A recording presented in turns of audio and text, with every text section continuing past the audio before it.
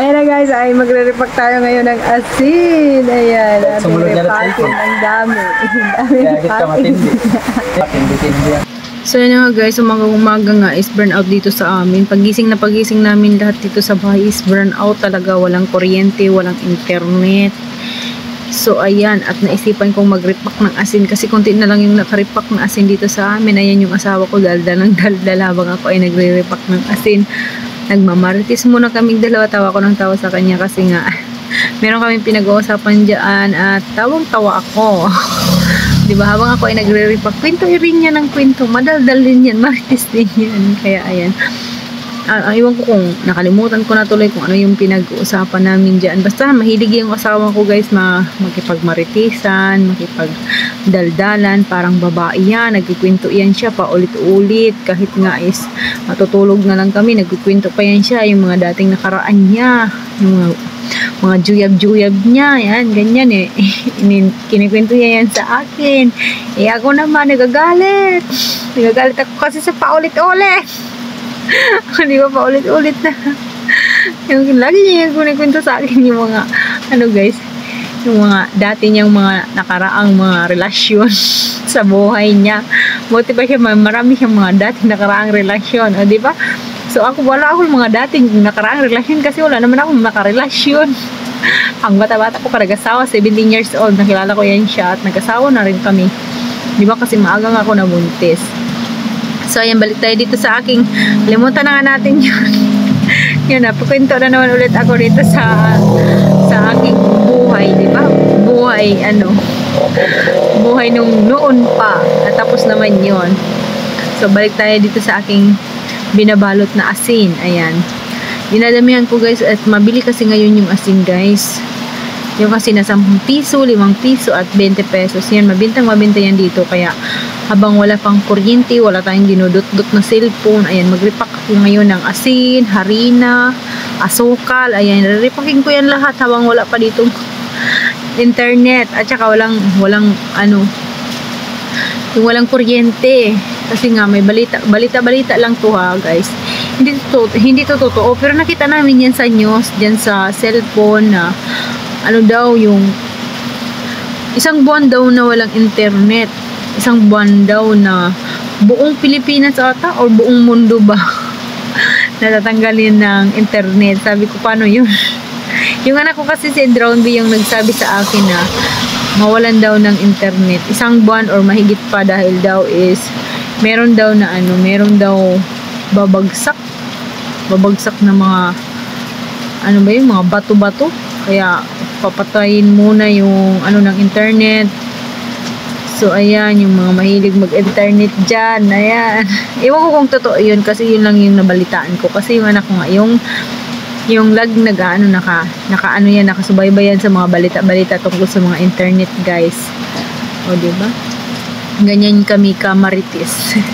Sana guys, ipapakita ko yun sa inyo yung 20 pesos na asin. Ayan yung 20 pesos na asin. Ayan, mabenta yan dito sa akin, asin. Ayan, pati yung 5 pisong asin. Yan, babalutin ko rin yung 5 pisong asin. Ayan, ganyan ni kalahati lang.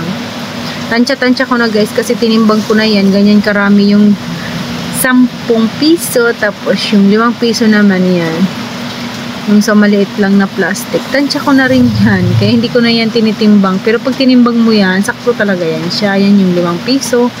Ayan na guys, lahat yung ating na-repack. O diba, marami tayong nagawa ngayong araw na ito dahil wala kaming internet. O pag wala talagang internet, ayan, maraming nagagawa dito sa bahay. Pero pag merong internet guys, sus, kunti lang yung nare-repack ko. Pati nga yung mantika, hindi ko nare-repack. Sa kadot-dot ng cellphone, sa pag-i-edit, video, ayan, nagagalit na nga minsan yung asawa ko. Kasi nga mainit yung minsan yung ulo ko pag hindi ako nakapag-edit, hindi na ako nakapag-upload yan. Nai-stress ako dyan. Pag hindi ako nakapag-upload, sabi ko, sana nga matuloy yung walang internet, no? Isang buwan. So yun na guys, ay pagkatapos namin mag-repack kanina, pumunta ako sa Paranas kasi bibili nga sana ako ng birch tree ng 1 box at saka Bear Brand swak. So hindi naman kinaya ng pera ko na mamili ng tag 1 box kasi ang mahal naman pala ng Bear Brand Bear Brand Swak, mahigit na 2,000 yung isang box, pati yung Birds 3 mahigit din is 1.5. Kaya hindi na ako namili guys ng tagi-isang box. Pag-ipunan ko muna bago tayo mamili ng tagi-isang box, no?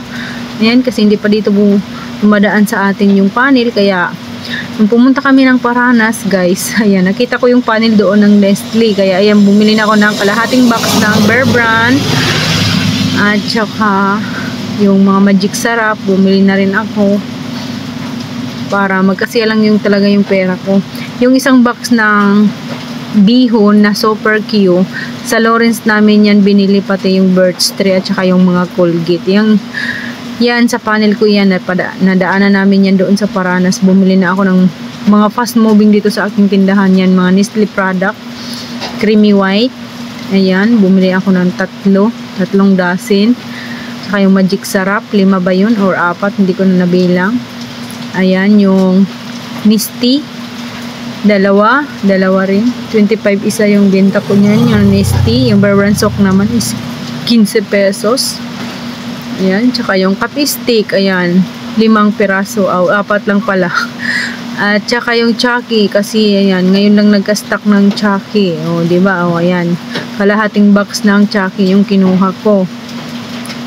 So ayan lang, tanghaling tapat dyan, mga 11 ata kami namili ng mga ganyan. At saka yung bihon naman guys is 25 pesos yung binta ko noon ng bihon, kasi yan, mas makakamura ka kasi pag tag-iisang sako yung bilhin mo kaysa sa patingi-tingi.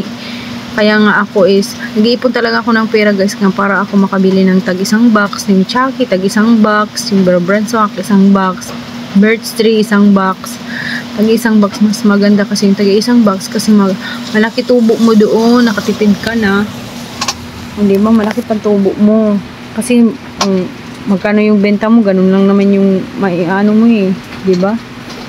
So ayun na nga guys, hapon na dyan at nakatulog na ako, nakapag-edit na ako at lahat-lahat na.